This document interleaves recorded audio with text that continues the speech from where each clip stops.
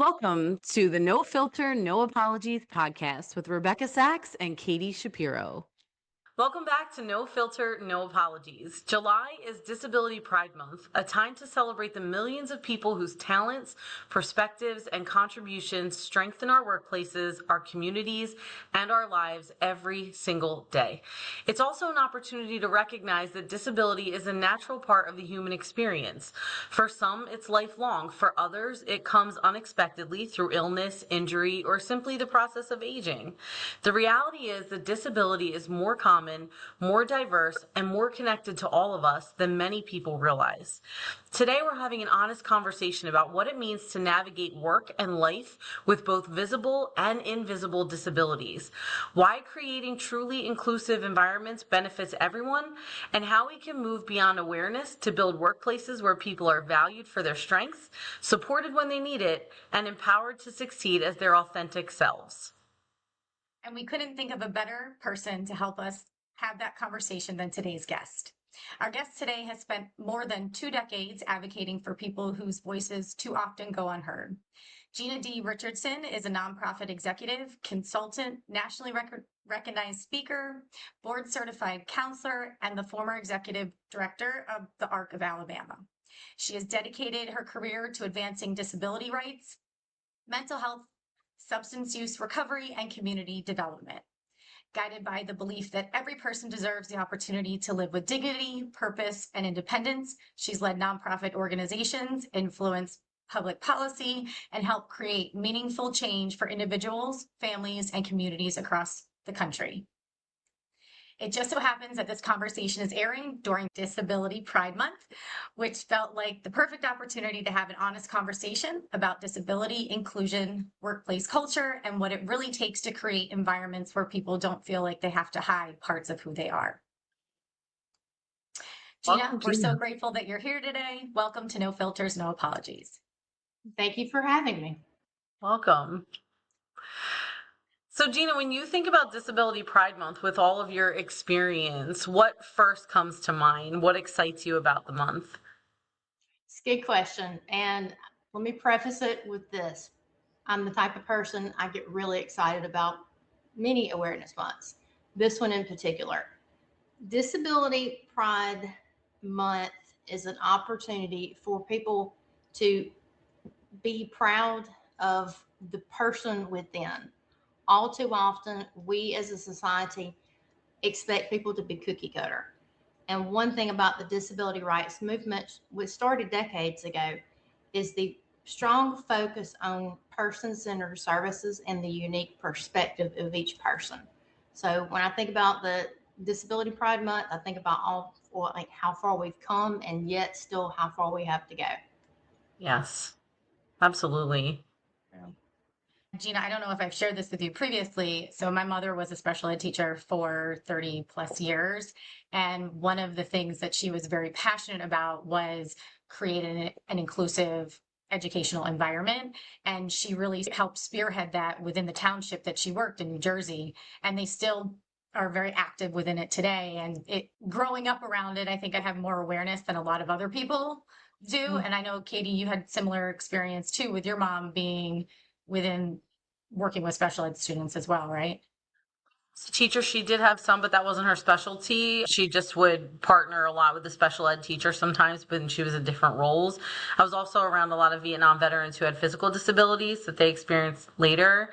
And then, Gena, I did share with Rebecca what changed for me and my perspective on disabilities actually happened in college. I had to take a course for recreation for persons living with disabilities.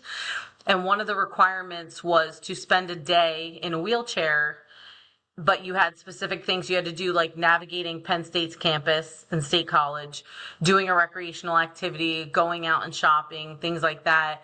And I had an entirely different eye-opening experience of what people can go through when they're trying to navigate a disability. Especially for me, it was when it was new in their lives. So that was something that was a turning point for me and made me really look at disability awareness differently and carry that forward through my career, especially going into human resources then, looking at there. Yeah. And I know I feel like in the work environment, too often there are people that have disabilities that are fearful in disclosing that, right? And so I can only speak to my personal experience where I've shared previously I have ADHD, and there are sometimes on applications I've completed that I have it and sometimes that I don't. And what would you say? What is some advice that you would give to someone who is seeking opportunities that they do need accommodations and they're fearful in expressing that to the organization they're applying to? Of course, and thank you for that question. I believe that it's very important to go at things very transparently. We have these laws, regulations, rules in this country that were created to protect people, to give individuals the same opportunities, particularly people, persons with disabilities. And I think it's very important, and I can say this as a person, personally and professionally, to be transparent. One of the really good things about the many of the disability focused organizations is they teach the self-advocacy principles, practices, the whole 9 yards. So oftentimes people who have some more of the invisible disabilities, they may have been coached, taught that type of thing, how to navigate the workplace, how to go into interviews and say those things eloquently. But ultimately, it's about transparency and making sure that everybody's on the same page. And Gena, how has your perspective evolved over your career? That's a good question. And I got really excited about answering that. Over my career, how my perspective has changed is as a suicide loss survivor, because I have an older half sibling who died by suicide, and he had complex needs originally in childhood. I'm not getting too much into that, of course, because that's not the focus. But as somebody who watched individuals suffer from pretty much the beginning of my life, I think that the more we raise awareness and the more we have those open, honest, and candid, transparent conversations, and people feel comfortable sharing their stories, we'll be doing so much better. The second piece is, I think, oh wow, we're X number of years into the workforce. We have people are comfortable sharing that they have certain conditions, they need accommodations. Realistically, we're not as advanced as we think at this point. For example, I got to plug the ARC programs. The ARC of the United States does a fantastic job on Capitol Hill. There's hundreds of chapters across the United States, and they focus on intellectual and developmental disabilities. One thing I really appreciate about them is they include the workforce development piece, they include the residential piece, and many of the things that they do. And they also teach the self-advocacy principles. But unfortunately, when it comes to many individuals who are out there, there's not a completely level playing field. So I get excited because I think about, oh, we've done so much good work, but really people are still struggling. We're not having, there's so much stigma, there's so much misinformation, that type of thing. And the last piece is when I was a small child, my father was nearly killed in an accident, unfortunately, and his back was broken. Oh my And goodness. yeah, he had many surgeries. And so that's another piece right there. But, I was was small kid. Back years ago, there weren't some of the rights and protections that we have right now. So I look forward to the future and seeing what we can do. We just have to continue advocating. We have to put the information out there. We have to be able to be comfortable sharing our personal stories, just like I did. Those are two pretty deep things that I mentioned in answering the question. But I understand as a leader, as somebody who's been serving people as nonprofit sector, public policy, the whole 9 yards, the more comfortable I am getting up in front of people, there's going to be somebody who comes behind me, very similar situation, and that can be the person that changes everything. That's such a great call out. And you mentioned there's so much that we still need to work through. What are some common misconceptions that you think people still have, or what are some things that people immediately get wrong? One thing people immediately get wrong is they may not understand the difference between mental illness and developmental disability. Now, in the DSM, the Diagnostic and Statistical Manual, that is where the the kind of the mental health Bible, I would be able to navigate it. I would understand it. My contemporaries would be able to understand it. But unfortunately, not everybody really understands the difference. The accommodations for somebody who has schizophrenia, for example, which is a psychotic disorder, is very different than, say, somebody who has an eating disorder. Those are both conditions where there is an increased potential of accident. Individuals, I believe, with schizophrenia die on average 20 years earlier than people who don't have the condition. So right there is people not understanding the differences between behavioral health, disability, and then the mental health base. That's something that's one of my big pet peeves. And just kind of sets me off. And it's funny you bring up advocacy. When you were talking about that, I was thinking about my dad as a Vietnam veteran. Later in his life, he was given a disability status, and he had such a hard time with that. He didn't want it, and we were like, Dad, you need it, and it's okay, right? What you've been through and your injuries that are harming you from your experience in the Vietnam War have resulted in this, and they're accommodations for you that you can lean into. He had a really hard time with that. So what advice would you give to someone who's maybe new to a disability status or having that? It's Disability Pride Month, right? And there are these resources that you can lean into. So what would be some advice you would have for somebody like that who may be having a hard time leaning into the resources that are available and the communities that are available? It's a good question. Several pieces to it. Number one, remember that a mental health counselor is different than a vocational counselor, rehabilitation counselor. That is critical. The other piece is in the disability process, when individuals are applying for disability, it takes on average 2 years for those claims to go through. Constantly going back through, reapplying. You really don't know. I'll speak as a service provider. The quality of life or what somebody, their living conditions during that time. But on average, it's 2 years. And as funds are cut potentially at state and federal levels, it's really important for people who are navigating that say the disability process, trying to get maybe their funds going, that they understand who to go to, what service providers provide different services. So being able, that will come under systems advocacy. Very, very important.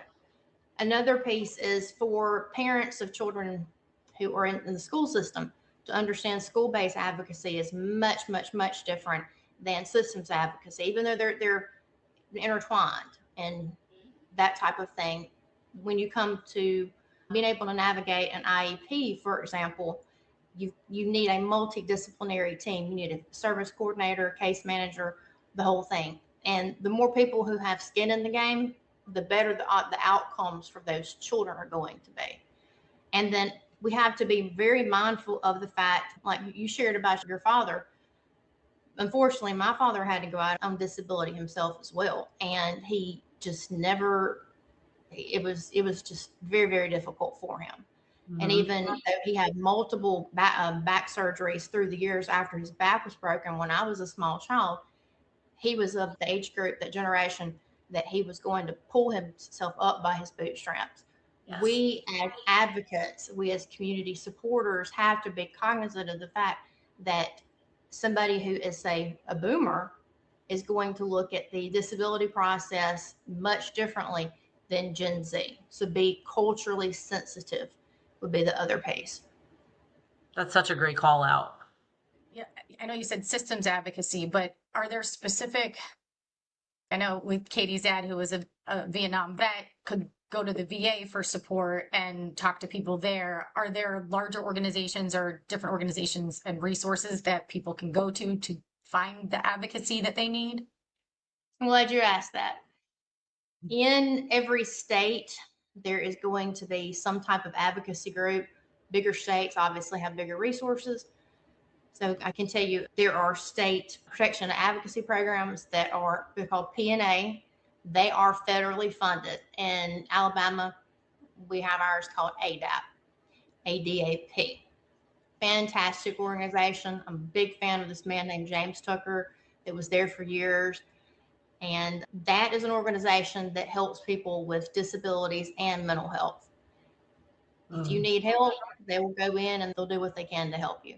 There's also going to be peer support, peer-led organizations like People First and then add the state there. People First of Alabama is the one that I'm the most familiar with. But the peer support piece is very, very important. I can't stress that enough. But there are so many out there, including even the ARC of Alabama, the ARC of the United States, fantastic organizations that really provide home and community-based services and public policy advocacy. So there's pretty much so many out there. It's just being able to navigate them and understand. I have a very unique background because I've worked in disability services and I've worked in substance abuse and I've worked in mental health. A lot of things to learn there, but I could talk about all of it if I need to. Yeah. No, and Katie and I have talked about one of the most important things is to have a community, regardless of what you're going through, right? Because you need that support system. And it's nice to know that there are the peer communities and peer groups out there to support people who may be going through something and not sure where to start. Yeah. For people who have disabilities, what is something that they would want employers to know prior to them coming in and asking for support? Is there something that would be important for employers to know? I'm smiling again. It's There are very so important many. for employers to follow the law. It is very important for employers to follow the law. I cannot stress that enough. Yeah. I'll flip it, of course. Let's say I'm running a $2 million nonprofit organization. I don't really know what I'm doing as the executive director. I'm completely green. I don't know how to read a balance sheet or any of those things. But I understand some of the pieces related to services, but I've never had to deal with that HR piece. It's so critical for all organizations, but particularly health and human service organizations, to make sure they're following the law when it comes to services and supports for people with disabilities, and be mindful of the fact not all disabilities are visible. Very, very important. What do you think is the biggest myth around people with disabilities and organizations? There's so many. I'm not quite sure if I could really narrow it down. But again, I'll go back to my little soapbox there. Major depression is different than dysthymia. It's still a depressive disorder. In people who are leading organizations, supervisors, they may not need to really understand the differences in those things. But being mindful and being culturally sensitive and being able to show non-judgment and person-centered leadership is very critical. It's a good starting point for leaders in businesses who are maybe unfamiliar with this territory but want to be a better leader and want to create an environment that has psychological safety and where their employees can open up and they can get them these accommodations, but like you said, they don't really know where to start. What do you think would be one or two good starting points for those leaders? Good question. And I would have to say contact, say, whatever state protection advocacy organizations is out there. Contact the state chapter of the ARC. Not every state has a state chapter, and there are not many local chapters, depending on what area somebody's in. But get in and get disability training and cultural sensitivity. We had to, as when I went to graduate school, obviously, we took a lot of cultural sensitivity training.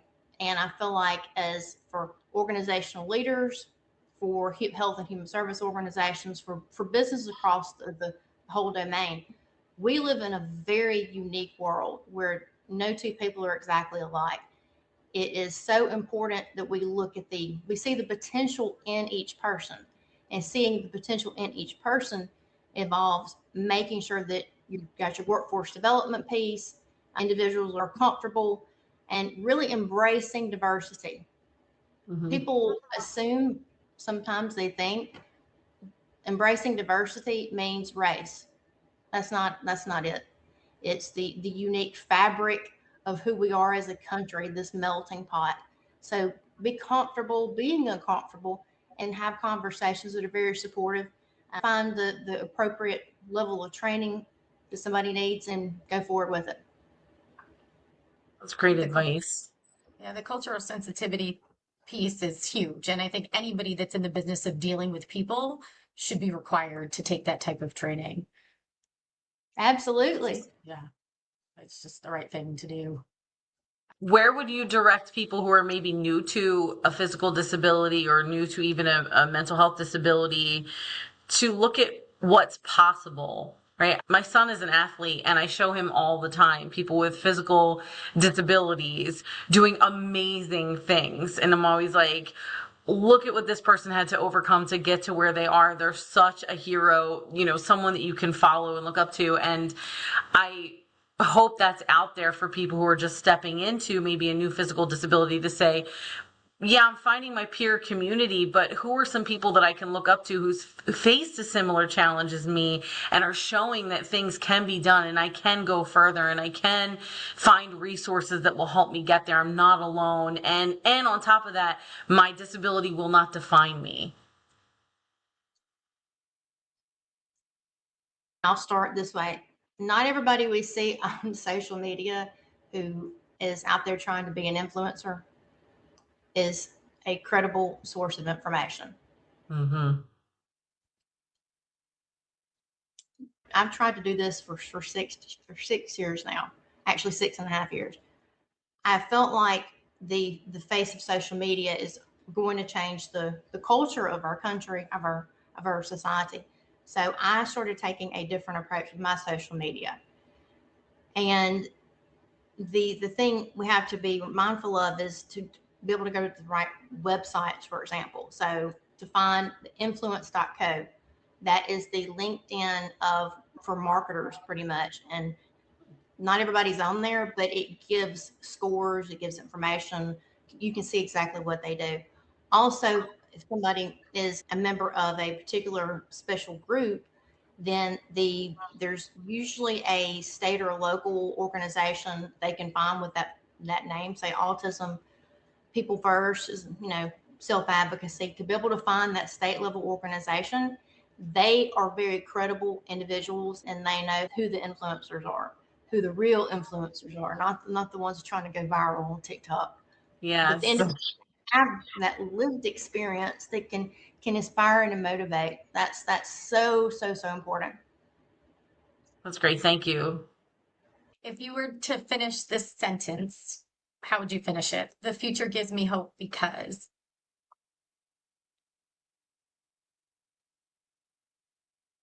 The future gives me hope because it's unwritten. And we're writing it right now. Daily, every single moment, the actions that we take are planting those seeds of greatness. And maybe we won't be great, but you know what? We can at least try. There's such a beautiful ownership in that, right? It's unwritten, but you hold the pen. Yeah. So what will you do tomorrow? And I love that. Yeah. I've been journaling a long time. I've tried journaling. I can't do it. I've tried it so many different times and I can't do it, but I admire people who can because I think it's so therapeutic. Yeah, it absolutely is. It really, really is. And it's not for everybody, and that's okay. Yeah. I feel like it's been well over 25 years since the last time I journaled. So, Gena, what's up next for you? What are your passion projects? What's on the horizon for you? Passion projects. There's so much I'm truly passionate about. One thing we haven't mentioned is, I consider myself kind of a broad human rights advocate. And when it comes to passion projects, everything from community service on down to helping people find their voice and speak and continue developing myself. So right now I'm helping several organizations grow with different things and, helping people with different initiatives. One is Where's JoJo the Pink Bus? And the person who started this, his wife actually has breast cancer, and it's spread to 2 places. And so for the month of October, he is planning to take the school bus he purchased and want to convert it to an RV and drive across 3 different states. And he'll be actually in your area in Really? the month of October. And so what I love about this is an opportunity to advocate, raise awareness, that kind of thing. So I'm helping with that right now. But there's a lot of different things that I'm working on. That's just a few. I love that. Well, if there's any way we can help Yeah. promote that or support you with that, please let us know. We'd be happy to share it on our platform in October. Yeah, Thanks. yeah. He has a natural ability to what you want to watch him. He's very entertaining. Yeah. Mm. Yeah. I appreciate what he's doing. I think that's the kind of stuff. That's like the, things that we can do to raise awareness and get attention. When I first saw it, I thought a pink school bus. Like, yeah, I would know right then that's breast cancer awareness. That's the kind of thing that I would like to see for every person who has a disability, that they feel they can go buy their own school bus and drive it around for Disability Pride Month. Yes, I love that. Yeah. Well, thank you so much for joining us today and for sharing such vulnerable pieces of your story, but then also how you've turned that into advocacy in your work and your life's mission and purpose. We really appreciate you sharing that with us today. Well, thank you guys. You were amazing. I love what you're doing, and I know that you're going to continue doing amazing things. Thank you so much for your time. Thank you. Follow us on all your socials, NFNA Podcast. Until next time.